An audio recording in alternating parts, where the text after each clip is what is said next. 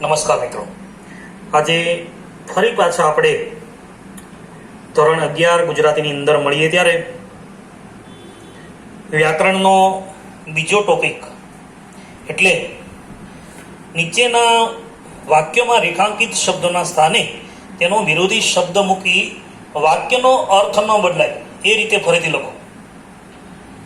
ફરીવાર યાદી આપીએ તો કહી શકાય કે ધોરણ 11ની અંદર જે વ્યાકરણ છે એ સૂચનાઓ પર આધારિત છે. આખું વ્યાકરણ જો બરાબર સૂચના સમજવામાં આવે તો અને તો સમજી શકાય એમ છે, અન્યથા સમજી ન શકાય. અહીંયા તમને સૂચના આપેલી છે, નીચેના વાક્યમાં રેખાંકિત શબ્દ કે શબ્દના સ્થાને તેનો વિરોધી શબ્દ મૂકીને વાક્યનો અર્થ ન બદલાય એ રીતે ફરીથી લખો. સૂચના બરાબર વાંચવાની છે, સમજવાની છે. બરાબર. અહીંયા વાક્ય આપેલું છે તમને, વિશ્વામિત્ર હસીને બોલ્યા. તો જે રેખાંકિત શબ્દ છે હસીને છે.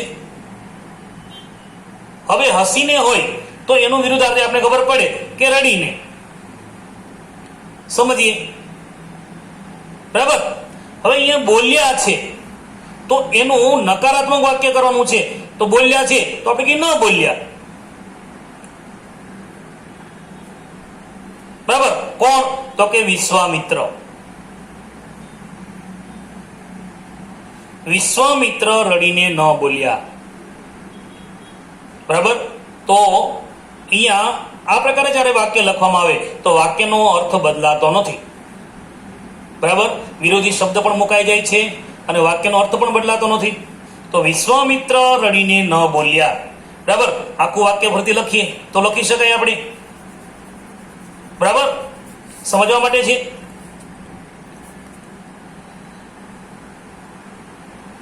વિશ્વામિત્ર રડીને ન બોલ્યા. હવે ધોરણ 11 ને 12નું જે વ્યાકરણ છે, વિભાગ સી, સેક્શન સી, ત્રીજો વિભાગ છે, એ આખું પાઠ્ય પુસ્તક આધારિત વ્યાકરણ છે. મિત્રો, સેજી 12નું ગ્રામર કે વ્યાકરણ આવવાનું નથી. ધોરણ 11 અને ધોરણ 12ની અંદર પાઠ્ય પુસ્તકનું જ વ્યાકરણ પૂછાય છે. એટલા માટે તમારે પાઠ્ય પુસ્તકને બરાબર ધ્યાનથી વાંચવાનું છે. પાઠ્ય પુસ્તકમાં જ વધારે વધારે ધ્યાન આપવાનું છે. બરાબર. સીતા અને લક્ષ્મણ સાથે બેઠા છે. તો અહીંયા સાથે, બરાબર, તો એનું કરી નાખશું અલગ, વિરુદ્ધાર્થી. બેઠા છે, બેઠા નથી. બેઠા નથી.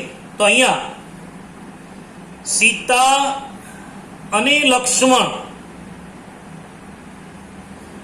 અલગ બેઠા નથી. જો બરાબર. અહીંયા શું કર્યું આપણે? તો કે હસીને એનો વિરોધાર્થી કરવા દઈએ તો રડીને. અહીંયા છે સાથે, સમજવા માટે છે, એનું અલગ. બરાબર. તો અહીંયા બોલ્યા અને ન બોલ્યા. અહીંયા બેઠા છે, બેઠા નથી, છેનું નથી. બરાબર. અહીંયા ખાલી બોલ્યા છે તેનો અર્થ એવો થાય છે બોલ્યા છે, પણ અહીંયા ન બોલ્યા. અહીંયા બેઠા છે એમ લખેલું છે ને અહીંયા ખાલી બોલ્યા છે. તો તમારા મનમાં કદાચ પ્રશ્ન એવો થાય કે ભાઈ અહીંયા તો છે નથી, તો શું કરવું એમ? તો અહીંયા વિશ્વામિત્ર હસીને બોલ્યા તો એ હકારાત્મક વાક્ય થાય છે, નકારાત્મક થતું જ નથી. વિશ્વામિત્ર હસીને બોલ્યા છે હોય કે ન હોય. બરાબર. તો ત્યાંનો અર્થ તો નકારાત્મક પછી બદલવાનો છે આપણે, કે વિશ્વામિત્ર રડીને ન બોલ્યા. અહીંયા બેઠા છે તો બેઠા નથી. સીતા અને લક્ષ્મણ અલગ બેઠા નથી. બરાબર.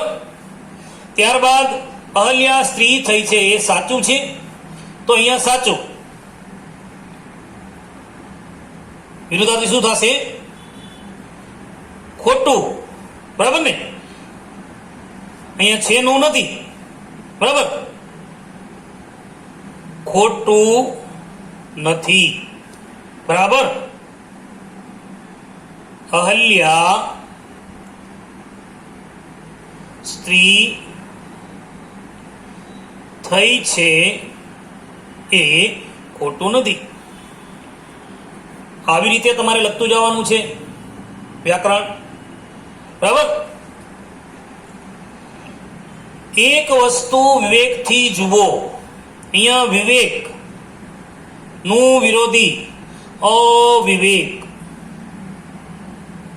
બરાબર ને? તો એક વસ્તુને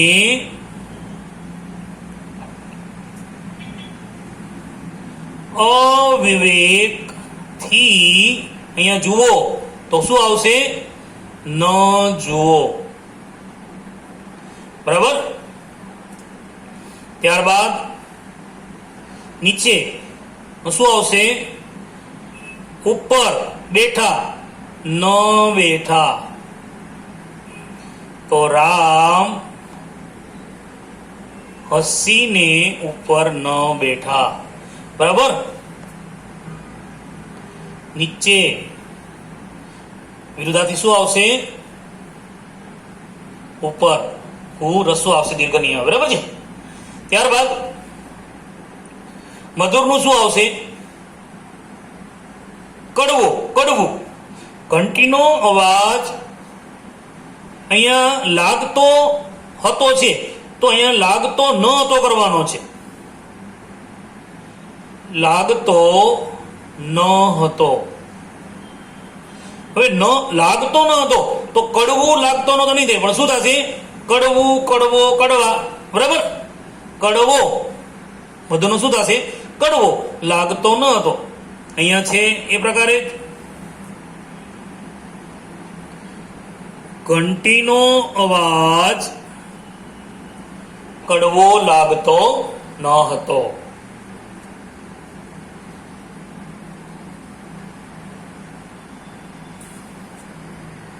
બરાબર. અહીંયા મધુર છે. મધુરનું વિરુદ્ધાર્થી કડવું. પણ ક્રિયાપદ મૂકવાનું છે એની સાથે તો જોવાનું છે. તો લિંગ વચન પ્રમાણે એમાં ફેરફાર કરી શકાય. કડવું, કડવો, કડવા. બરાબર. તો અહીંયા કડવો લાગતો ન હતો. કડવું લાગતો ન હતો એમ લખશો તો મધુરનું કડવું તો થાય, પણ જે વાક્ય બંધ બેસતું થવું જોઈએ એ થાય નહીં. બરાબર. તો એ પણ સાથે ધ્યાનમાં રાખતું જવાનું છે.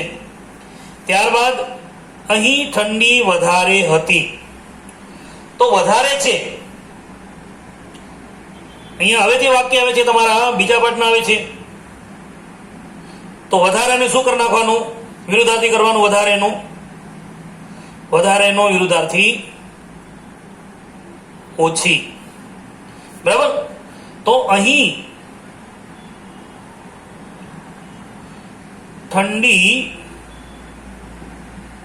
ઓછી હતી છે, ન હતી.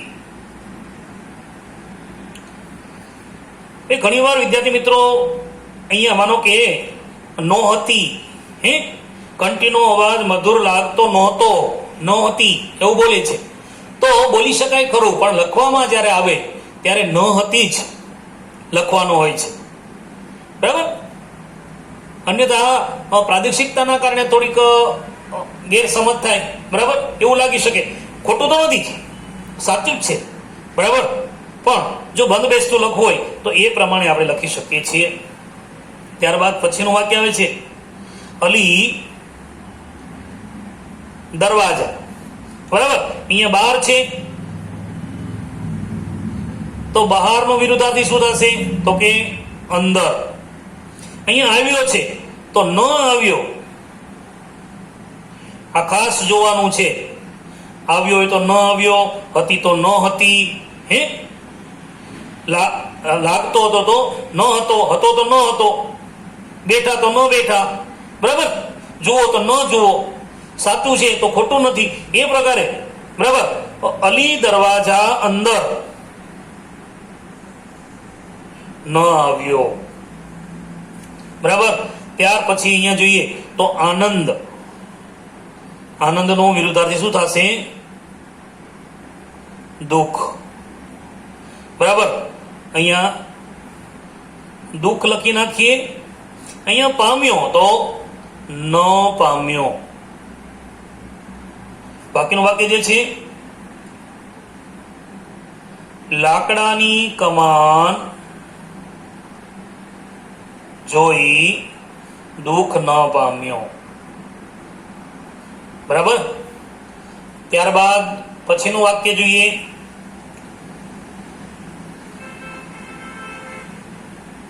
પટ્ટાવાળા અધિકારીઓની સ્ત્રીઓના, હવે ખાનગી છે તો ખાનગીનું શું થઈ જાય? ખાનગી એટલે ખાનગી કોને કહેશું? ખાનગી વાત છે, ખાનગી કોઈ એક વ્યક્તિ માટે છે, બરાબર ને? પણ જાહેર તો સામૂહિક. તો ખાનગીનું વિરુદ્ધાર્થી શું થશે? ખાનગીનું વિરુદ્ધાર્થી કરી નાખીએ પેલા આપણે અહીંયા.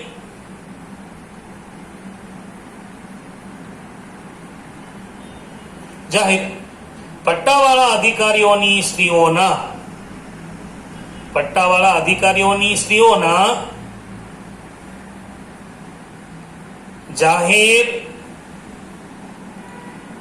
જાહેર કારભારી હતા છે તો ન હતા. બરાબર. તો આવી રીતે ફરીવાર સૂચના જોઈ લઈએ આપણે. નીચેના વાક્યમાં રેખાંકિત શબ્દોના સ્થાને તેનો વિરોધી શબ્દ મૂકી વાક્યનો અર્થ ના બદલાય તે રીતે ફરતી લખો. તો અહીંયા જોયેલું વિરોધી શબ્દ હસીને રડીને, અહીંયા બોલ્યા છે તો ન બોલ્યા. બરાબર. અહીંયા બેઠા છે તો બેઠા નથી. સાચું છે તો ખોટું નથી. બાકી વિરોધી શબ્દ જે તમને ખબર છે, હસીને રડીને, સાથે અલગ, સાચું ખોટું, વિવેક અવિવેક, નીચે ઉપર, મધુર કડવું, વધારે ઓછી, બહાર અંદર, આનંદ દુઃખ અને ખાનગીનું જાહેર. બરાબર. તો આ પ્રકારે જે વાક્યો આપેલા છે તમારા, એ વાક્યોને સૂચના બરાબર ધ્યાનથી વાંચીને ત્યાર પછી જે આપેલું છે વ્યાકરણ, એ પ્રકારે લખી અને તમારે તૈયાર કરવાનું છે. તો અહીંયા વ્યાકરણનો તમારો જે આ ટોપિક છે, વિરોધી શબ્દના સ્થાને, હે ને, રેખાંકિત શબ્દોના સ્થાને તેનો વિરોધી શબ્દ મૂકી વાક્યનો અર્થ બદલાય નહીં એ રીતે વાક્ય ફરતી લખો. તો એ ટોપિક છે, એને પણ આપણે અહીંયા પૂર્ણ કરીએ છીએ. તમારે પાઠ્યપુસ્તક આધારિત વ્યાકરણ છે, ત્યારે જે તમારો પાઠ્યક્રમ છે એ પાઠ્યક્રમમાંથી કાવ્ય કે પાઠમાં જે આ પ્રકારના વાક્યો હોય એ વાક્યોને વાંચીને ન સમજાય, અઘરા હોય એવા નોટબુકમાં લખીને તૈયાર કરવાના રહે છે. બરાબર છે? અસ્તુ.